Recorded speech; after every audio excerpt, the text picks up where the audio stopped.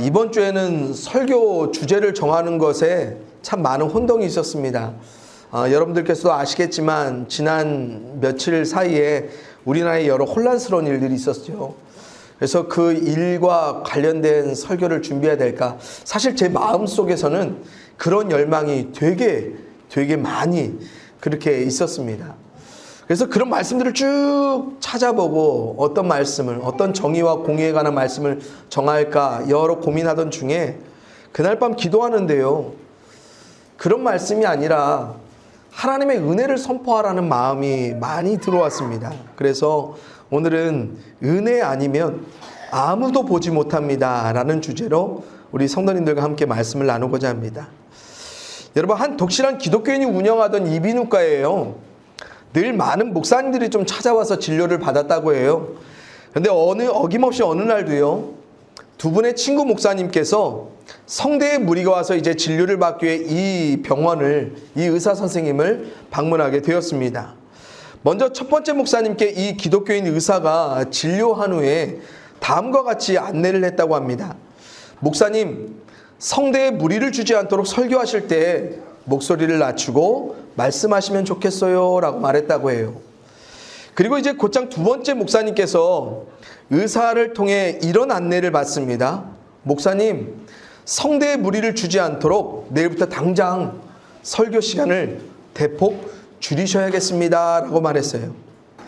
이제 진료를 모두 마친 후에요, 같은 증상임에도 불구하고 다른 처방을 내린 이 의사에게 함께 근무하던 간호사가요, 이렇게 묻습니다. 선생님, 두 분 목사님 모두 성대에 무리가 있는 증세는 같은데 왜 한 분에게는 목소리를 낮추라고 말씀하시고 다른 분에게는 설교 시간을 줄이라고 왜 각각 다른 처방을 내리셨습니까? 라고 간호사 선생님이 묻습니다. 그러자 의사 선생님이 웃으면서 답합니다. 두 번째 목사님은요, 우리 교회 목사님이거든요 라고 말씀하셨습니다. 여러분, 두 번째 처방 무엇인지 기억하십니까? 설교 시간 대폭 줄이라는 것이었습니다. 여러분, 조금 우스운 예화지만 언중유골, 참 말 속에 아주 속 깊은 뜻이 있는 것 같은데요. 사랑하는 성도님들께 이 성탄의 계절을 맞아서 제가 어떤 선물을 드릴 수 있을까 좀 고민합니다. 그래서 오늘은 제가 여러분들에게 어떤 목사가 되었으면 좋겠는지 여러분들이 제게 처방을 내려주십시오. 그럼 제가 기꺼이 존중하며 따라가려고 합니다. 의견을 말씀해 주세요. 목소리를 낮출까요? 아니면 설교 시간을 줄일까요? 아니면 두 개 다 할까요?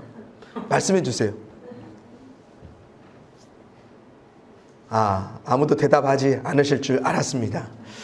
그래서 그러면 두 가지 모두가 가능한 것으로 제가 기꺼이 받아들이겠습니다. 그래서 오늘 설교는 평소와 동일하게 목소리 피치 높일 거고요, 설교 시간은 적당하게 제 맘대로 진행하도록 하겠습니다. 여러분들의 이런 은혜로운 결정에 진심으로 깊이 감사를 드립니다. 자, 이제 설교를 시작할게요. 은혜가 더 크다라는 책이 있는데요, 이 책의 저자 카일 아이들먼 목사님이요, 책에서 히브리서 12장 15절의 말씀을 근거로 이런 내용을 말씀하시는데 참 뜻깊은 말입니다. 제가 먼저 그분이 말씀하신 그 근거가 되는 히브리서 12장 15절의 말씀을 표준 세번역 버전으로 여러분들에게 알려드립니다. 제가 읽을게요. 여러분은 하나님의 은혜에서 떨어져 나가는 사람이 아무도 없도록 주의하십시오.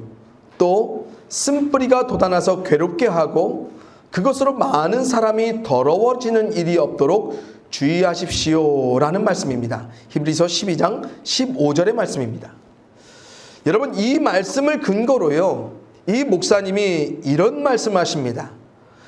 은혜에 이르지 못할 때 쓴 뿌리가 자라기 시작합니다.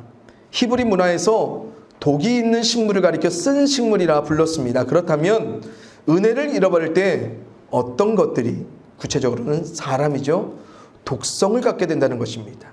은혜 없는 종교는 유독합니다. 은혜 없는 관계는 유독합니다. 은혜 없는 교회는 유독하고 은혜 없는 마음은 유독합니다 라고 말씀하십니다. 여러분, 이 말씀을 따라서 지난 우리의 삶을 한번 좀 찬찬히 돌아보시지요.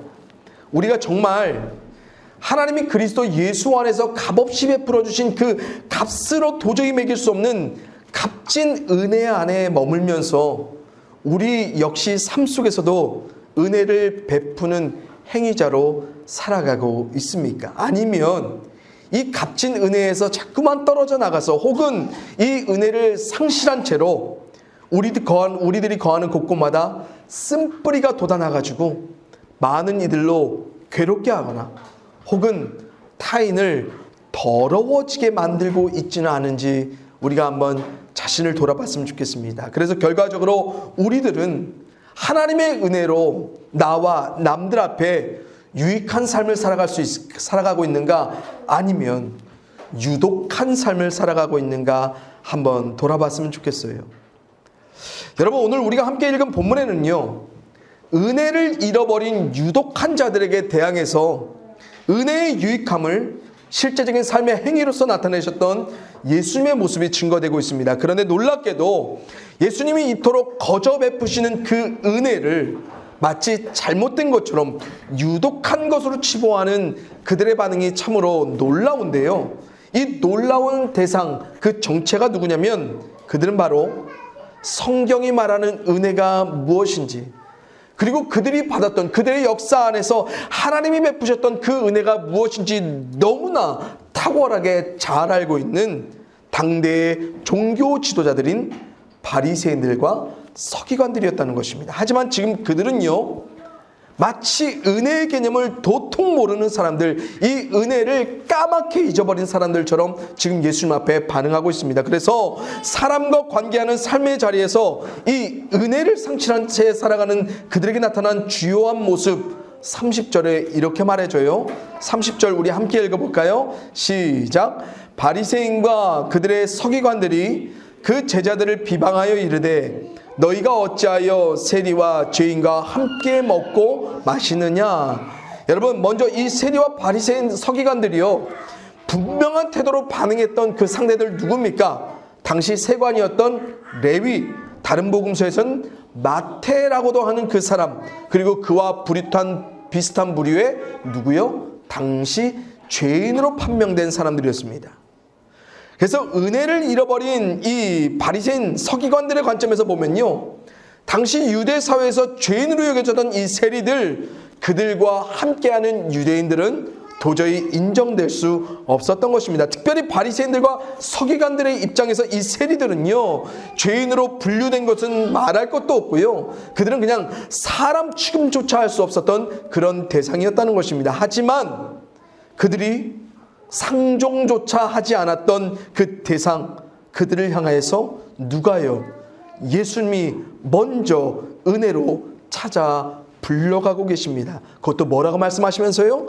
따라오라고요.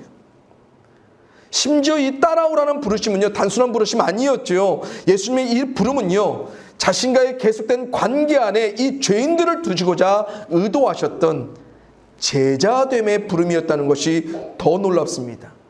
그래서 바리새인들과 서기관들이 말하죠. 그 제자들을 비방하였다라고요. 여러분, 우리는 여기서요, 당시 유대 사회에서 누군가의 제자로 부름받는다는 것, 그것도 죄인이 부름받는다는 것, 얼마나 충격적인 상황이었는지 우리가 좀 이해해 볼 필요가 있습니다. 여러분, 예수님 당시 유대 사회에서는요, 선생, 일명 랍비라고 부르는 사람들이요, 결코 자신이 먼저 학생들을 부르지 않았습니다. 오히려 먼저 학생들이 찾아와서요, 자신들이 따르고자 하는 그 랍비 선생들을 부르는 게 통상적인 관례였습니다. 다시 말하면 당시에는 절대로 선생이 먼저 제자에게 손 내밀지 않았다는 것입니다. 그래서 선생을 따르고자 하는 학생들, 즉 제자들은요, 그들이 선생을 따르고자 결단하고 따라 나선다고 결코 제자가 될 수 없었습니다. 학생들은요, 원하는 선생을 선택하고요, 그리고 그 선생의 부름을 얻기 위해서 지원해야 했고요, 그리고 아주 까다로운 심사 과정을 통해 이 선생이 학생을 제자로 고르는 게 일반이었어요. 그래서 예수님 당시 유대사회에서 선생에게 불려진다는 것은요, 선생이 납득할 만한 충분한 준비된 역량, 자격, 그걸 누가 갖춰야 돼요? 학생이 갖추고 있어야지만 제자로서 부름받을 수 있었다는 것입니다. 그러게 당시 선생의 역할 그 이상을 감당했던 바리새인들, 서기관들 입장에서 보면 뭐예요? 지금 예수님의 이 부름은요, 아예 용납될 수 없는 거예요. 왜냐하면 제자로서 불려질 수 있는 그 사람들은요, 분명 자격을 그리고 능력을 갖추어야 했기 때문입니다. 하지만 지금 예수님은요, 전혀 다르게 제자들을 부르며 반응하시죠. 당시에 이미 많은 종교 지도자가 일반 백성들에게 예수님 누구로 불렀냐면요, 선생이라 불렸어요. 그런데 이 선생이 자신의 제자들을 어떻게 해요? 결코 제자의 역량과 자격을 기준하며 부르고 있지 않더라는 것입니다. 물론 본문 앞서 불려졌던 4명의 제자들 여러분들 누군지 아십니까? 베드로, 안드레, 요한, 야고보, 이 4명의 형제들 직업 뭐였어요? 평범한 당시의 어부들이었어요. 굳이 말하자면 그들은 뭐예요? 단지 사회적 위치의 낮음, 그 정도만이 결격 사유처럼 보입니다. 하지만 지금 불려지는 이 세리들, 그리고 그 세리 중에 그 무리들, 이 사람들 누굽니까? 죄인. 유대 사회에서 모두 도덕적, 윤리적, 종교적 결격자로 판명된 자들이었습니다. 그런데 당대 선생이라 불려졌던 이 예수님이 그들을 은혜로 불러 따라오게 하셨고, 심지어는 그들의 초대에 응해서 예수님이 식사교제에 거리낌 없이 하나 되어 함께 하시는 그런 은혜로운 모습을 보여주고 계십니다. 그러기에 예수님의 이런 은혜의 부르심, 은혜로 함께 하심은 은혜를 잃어버린 유독한 자들에게는 괴롭게, 더럽게 여겨졌던 것입니다. 그래서 은혜를 상실한 그들의 쓴뿌리가 어떻게 나와요? 상대를 괴롭게 하는 비방으로요. 상대를 더럽다고 정죄하는 비판으로 돋아났던 것입니다. 그리고 은혜를 머리로만 하는 그들에겐 마치 자신들의 애초부터 자격이 충분해서 하나님의 백성된 은혜를 힘있게 된 것처럼 은혜를 실제로 베푸시는 예수님을 유독한 존재로 이해해가며 거침없이 예수님을 비방하고 또 예수님과 함께한 그 무리들께 그들이 비난하고 정죄를 쏟아냈던 것입니다. 그런데 놀랍게도요, 오늘날 우리들도 하나님과 관계하는 이 믿음의 삶 속에서 은혜를 상실한 채 은혜에서 떠나 꽤나 유독한 모습으로 반응하며 살아갈 때가 종종 있다라는 것입니다. 특별히 그 대상이 누구냐면요, 남들 아니에요. 누구에게 여러분들이 가장 유독한지 아십니까? 다름 아닌 바로 우리 자신에게 그럴 때가 많다라는 것입니다. 그리고 은혜에서 떨어져 나간 자들과 같이 우리 스스로를, 자신을 너무너무 괴로워하고 너무너무 더럽게 여겨가는 우리들이 참으로 많다라는 사실입니다. 그러게 미국의 브라이언 채플이라는 목사님이 하신 이 은혜에 관한 이런 말씀, 우리가 한번 좀 되새겨봤으면 좋겠습니다. 이분이 이런 말씀을 하세요. 제가 읽어드려요. 하나님의 사랑을 받을 수 있는지 물어보면 거의 대부분 자신의 행위 또는 능력을 바탕으로 대답을 한다. 그런 사람은 우리의 정체성과 행위를 혼동한다. 하나님의 은혜가 확립해주는 정체성이 우리가 본받는 행위를 결정한다. 우리가 누구인가가 우리가 무엇을 하는가를 결정한다. 그 반대가 아니다라고 말씀하세요. 사랑하는 성도님들, 바로 이것이 우리가 알던, 그리고 우리가 반드시 알아야만 하는 하나님의 영원한 은혜이자, 그리고 그 은혜가 작동하는 영원한 방식이에요. 하나님이 먼저 예수 그리스도 안에서 우리를 은혜로 불러주셨어요. 우리의 행위와 능력으로 하나님의 은혜에 불려지게 된 적은 그 누구도 이 세상에 단 한 사람도 존재하지 않습니다. 그러기에 우리가 명확히 해야 할 정체성, 우리가 하는 일이 우리가 하나님의 백성됨에, 하나님의 부름받을 수 있는 그 정체성을 결정하지 않는다는 것이에요. 반대로 하나님의 은혜로 얻게 된 우리의 정체성이 아주 결정적인 거예요. 그리고 이 정체성을 믿는 우리가 이 은혜의 진리를 날마다 힘있고 믿음으로 살아가는 우리가 결국 뭐예요? 은혜의 행위자로 살아가게 되는 것입니다. 그런데 어때요? 우리가 자꾸만 반대로 믿으면서 살아가요. 그러나 예수님이 분명하게 말씀하시지요. 본문 31절 32절입니다. 예수께서 대답하여 이르시되 건강한 자에게는 의사가 쓸데없고 병든 자에게라가 쓸데있나니 내가 의인을 부르러 온 것이 아니요 죄인을 불러 회개시키러 왔노라. 아멘. 여러분, 상하고 병든 우리의 삶에 불려질 수 없는 죄인인 우리를 위해 예수님이 은혜로 우리의 쓸모가 되어 주시기 위해 우리를 불러주신다 말씀하십니다. 우리가 건강해서 우리가 회개할 필요가 없는 그런 의인이라서 그만큼 우리 자신이 쓸모 있는 존재라서 주님께 우리가 부름받은 것이 아니라 주님께 부름받을 수 있었던 우리의 유일한 이유는 그분께서 죄인인 건강하지 못한 우리를 부르시기로 작정하셨기 때문에 그렇습니다. 그런데 어때요? 정확히 우리가 매일의 삶 속에서 믿음으로 살아내는 그 반대가 우리의 모습 아니겠습니까?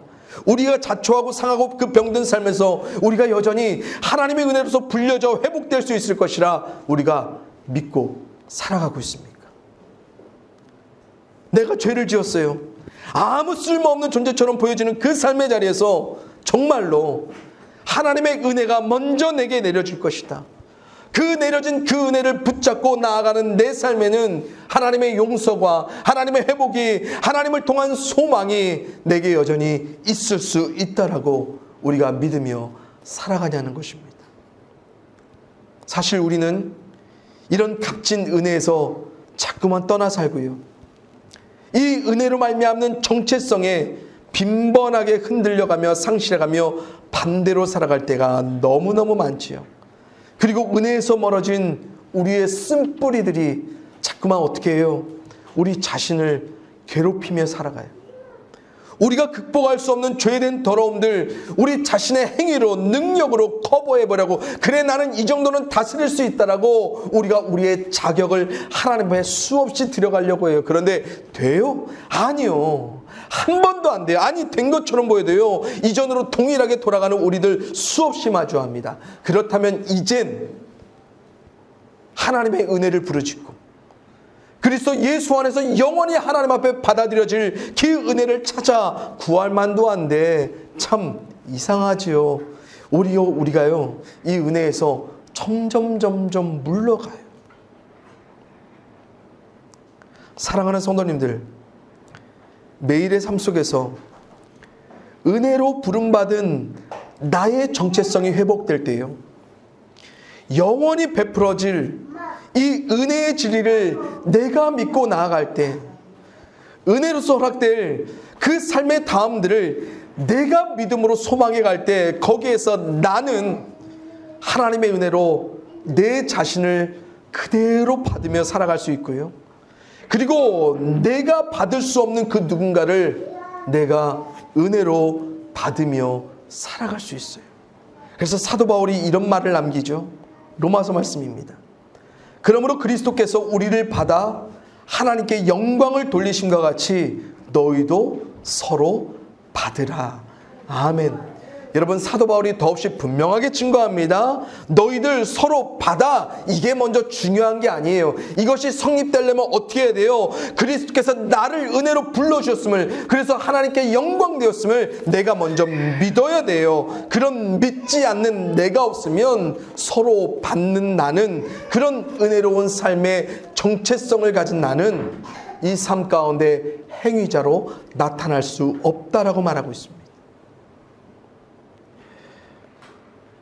여러분, 추수감사의 계절마다 매년 우리 질그릇 공동체는요, 지난 삶에 하나님이 베풀어 주신 은혜로 살게 된 것을 감사하는 그 믿음으로 우리의 삶의 필요를 절제하며 금식하며 우리가 헌금을 드리죠.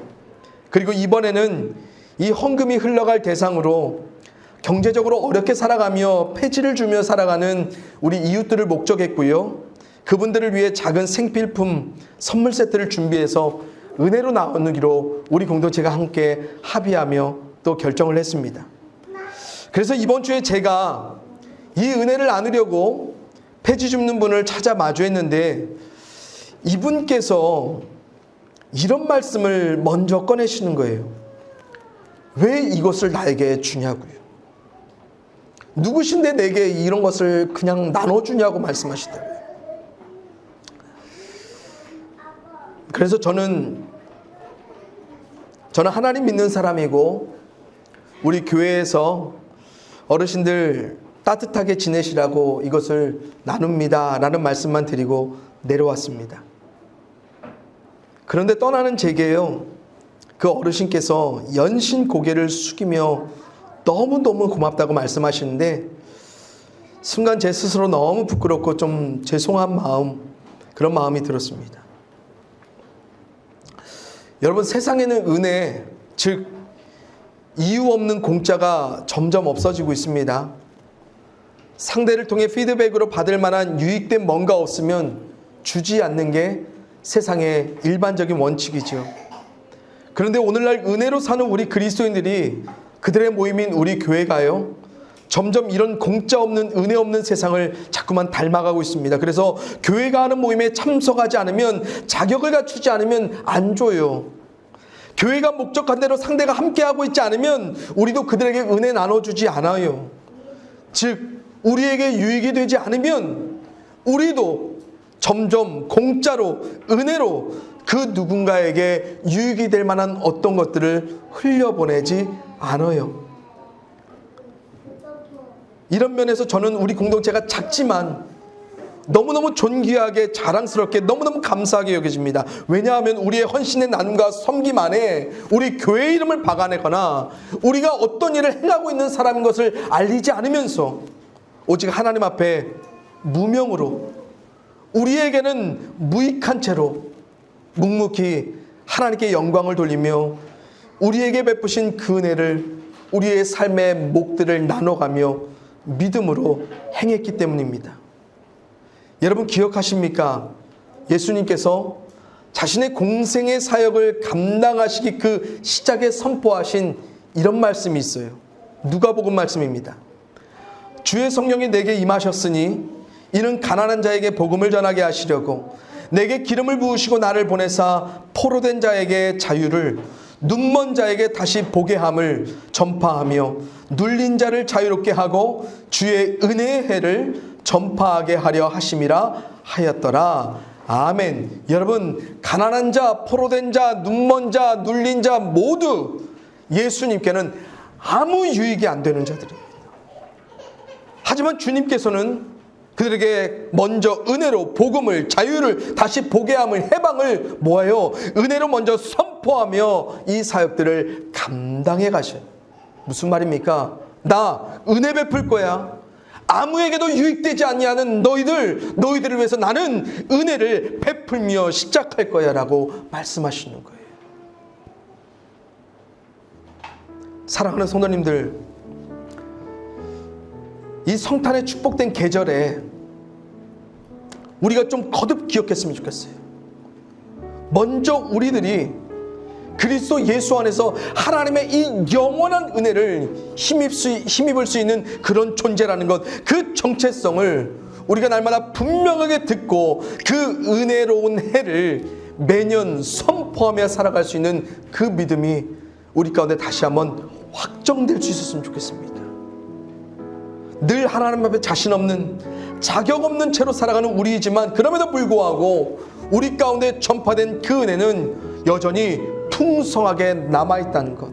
그래서 우리 자신의 이유로서 쓴뿌리를 돋아내면서 내 자신을 더 이상 괴롭히지 않으며 스스로를 더럽게 여기지 않으며 살아갈 수 있기를 간절히 소원합니다. 더불어 우리를 은혜로 불러주셔서 그 은혜를 전파하신 예수님을 쫓아서요, 늘 이름 없이 빛도 없이 우리 자신을 향한 어떠한 유익됨과 상관없이 우리가 관계하는 그 누군가에게 매년 그치지 않고 하나님의 은혜를 전파하며 하나님께 영광될 그 삶을 은혜의 행위로서 살아가 볼 수 있기를 간절히 믿음으로 소원하기를 소원합니다. 그래서 올해를 마무리하시면서 더욱 예수 안에 우리 가운데 허락된, 그리고 허락될 하나님의 풍성한 은혜에 감사하시고 또한 소망하시고 믿음으로 남은 시간을 더욱더 은혜를 충만하게 묵상하시면서 보내실 수 있기를 이 시간 주님의 이름으로 간절히 축원을 드립니다. 오늘도 하나님의 모든 것 대신 예수님을 통해 우리가 분명하게 발견합니다. 죄인을 제자로 부르실 때, 죄인들과 함께 하실 때 예수님께서는 그 누구에게도 그들의 자격을, 그들의 역량을, 그들의 능력을 묻지 않으시고 은혜로 부르시고 은혜로 함께 하셨음을 우리가 바라보게 됩니다. 또한 그런 동일한 역사가 하나님을 통하여서 우리 가운데 여전할 줄 우리가 믿음으로 고백합니다. 하나님, 날마다 은혜 안에 우리가 하나님 앞에 불려지게 되었음을, 날마다 은혜로서 하나님이 우리 가운데 함께하여 주실 거라 약속하셨음을 우리가 늘 믿음으로 확신하며 살아갈 수 있도록 도와주시옵시고, 우리 가운데 허락된 시작된 이 은혜를 날마다 선포하며 믿음으로 확신하며 살아갈 수 있도록 도와주시옵소서. 그래서 우리 안에 우리 자신을 향한 쓴뿌리들, 우리를 괴롭게 하며 우리 자신을 더럽게 절망스럽게 만드는 그 모든 쓴뿌리들이 싹 사라지게 하시고, 날마다 하나님 베푸실 은혜로서 다음의 삶들을 소망하며 살아갈 수 있게 도와주시옵소서. 이렇게 하나님 앞에 내 자신이 은혜로 받아들여질 때에 우리는 또 그 누군가를 은혜로 받는 하나님의 사람으로 살아가게 됩니다. 하나님, 이 은혜의 행위자로 우리가 설 수 있게 하여 주시옵소서.